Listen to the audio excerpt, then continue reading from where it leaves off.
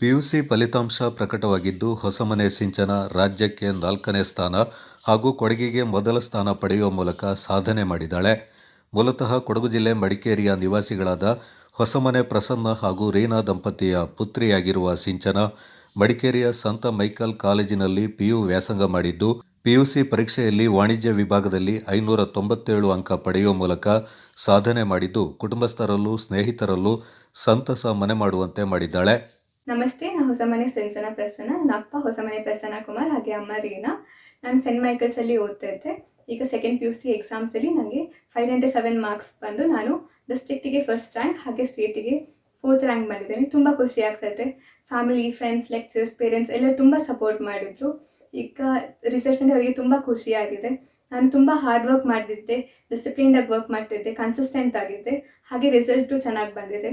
ಎಲ್ಲರೂ ಕಾಲ್ ಮಾಡಿ ವಿಶ್ ಮಾಡುವಾಗ ತುಂಬ ಖುಷಿ ಆಗುತ್ತೆ. ಮುಂದೆ ನಾನು ಚಾರ್ಟರ್ಡ್ ಅಕೌಂಟೆಂಟ್ ಆಗಬೇಕು ಅಂತಿದ್ದೀನಿ, ಹಾಗೆ ಸ್ಟೇಟಿಗೆ ಒಳ್ಳೆ ಹೆಸರು ತರಬೇಕು ಅಂತ ಇದ್ದೀನಿ. ಇನ್ನೂ ಚೆನ್ನಾಗಿ ಓದಬೇಕು ಅಂತಿದ್ದೀನಿ. Thank you.